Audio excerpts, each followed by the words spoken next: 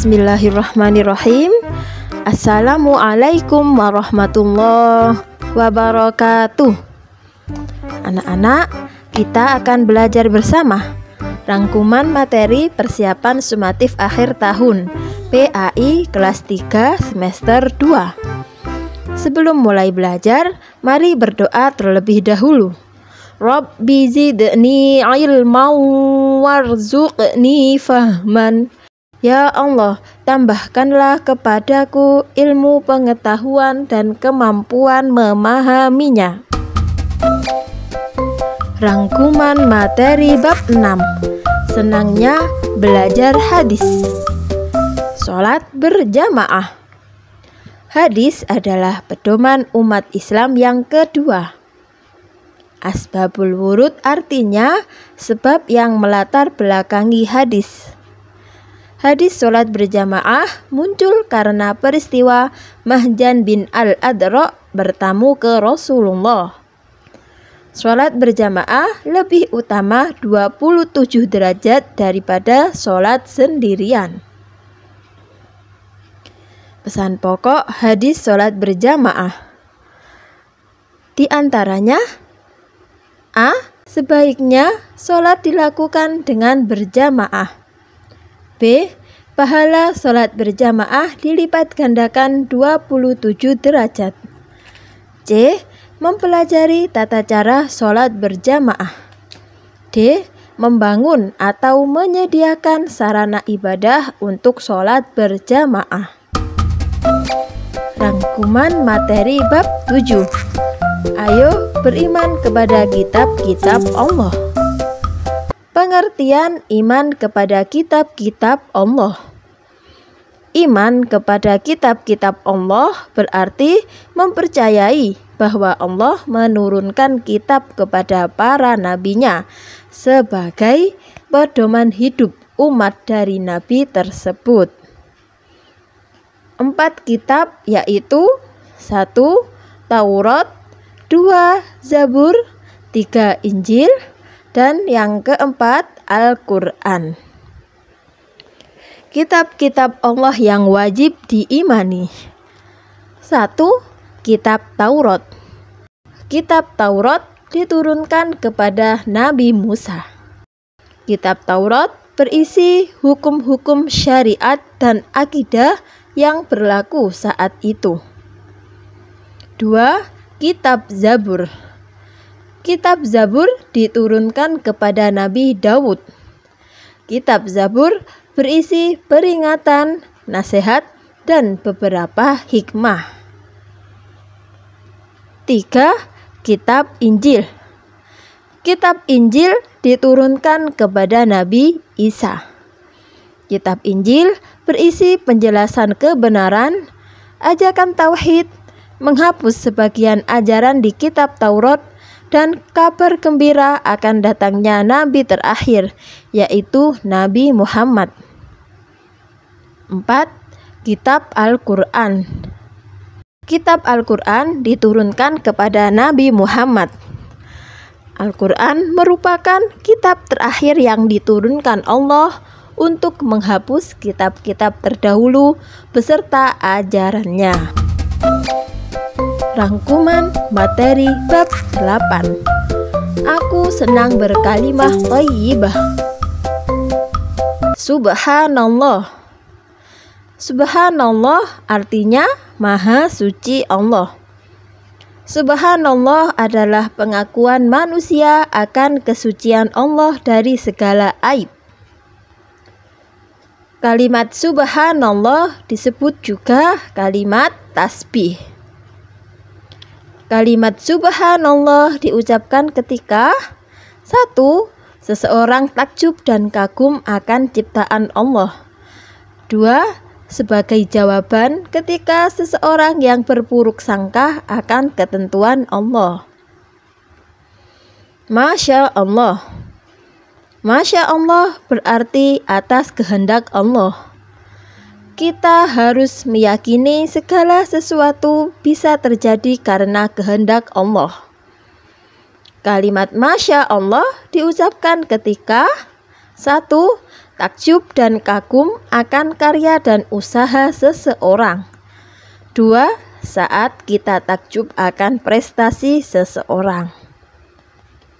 Insya Allah. Kata insya Allah mengandung arti jika dikehendaki Allah. Kata insya Allah memiliki keterkaitan antara keinginan seseorang dengan kehendak Allah. Kalimat insya Allah diucapkan ketika menyampaikan janji atau rencana di masa yang akan datang.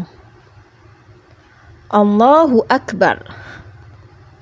Allahu Akbar atau kalimat takbir. Allahu Akbar artinya Allah Maha Besar. Kalimat Allahu Akbar diucapkan ketika 1. Seseorang mendapat karunia dan nikmat yang besar dari Allah. 2. Untuk memberi semangat diri agar tenang menghadapi ujian. Rangkuman materi bab 9. Senangnya sholat rawatib. Sholat rawatib. Sholat rawatib adalah sholat sunnah yang dilakukan sebelum dan sesudah sholat fardu 5 waktu. Juga merupakan sholat sunnah yang mengiringi sholat fardu. Sholat sunnah rawatib merupakan ibadah sunnah yang tidak pernah ditinggalkan oleh Rasulullah. Sholat rawatib tidak berbeda dengan sholat fardu, baik bacaan, gerakan, rukun, dan syarat sahnya. Yang membedakan sholat rawatib dengan sholat fardu hanya terletak pada niatnya saja. Sholat sunnah rawatib dapat dilaksanakan di masjid atau di rumah. Rawatib qobliyah. Rawatib qobliyah artinya sholat sunnah rawatib yang dilaksanakan sebelum melaksanakan sholat fardu. Diingat, rawatib qobliyah adalah sholat sunnah yang dilaksanakan sebelum melaksanakan sholat fardu. Rawatib qobliyah yang sangat dianjurkan atau muakkadah adalah 2 rakaat sebelum sholat subuh dan 2 rakaat sebelum sholat zuhur. Sedangkan rawatib qobliyah yang dianjurkan atau ghairu muakkadah adalah 2 rakaat sebelum sholat zuhur, 4 rakaat sebelum sholat asar, 2 rakaat sebelum sholat maghrib, dan 2 rakaat sebelum sholat isya. Rawatib ba'diyah. Rawatib ba'diyah artinya sholat sunnah rawatib yang dilaksanakan sesudah melaksanakan sholat fardu.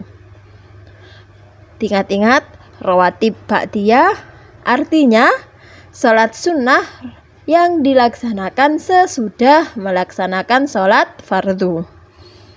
Rawatib ba'diyah yang sangat dianjurkan atau muakkadah adalah 2 rakaat sesudah sholat zuhur, 2 rakaat sesudah sholat maghrib, dan 2 rakaat sesudah sholat isya.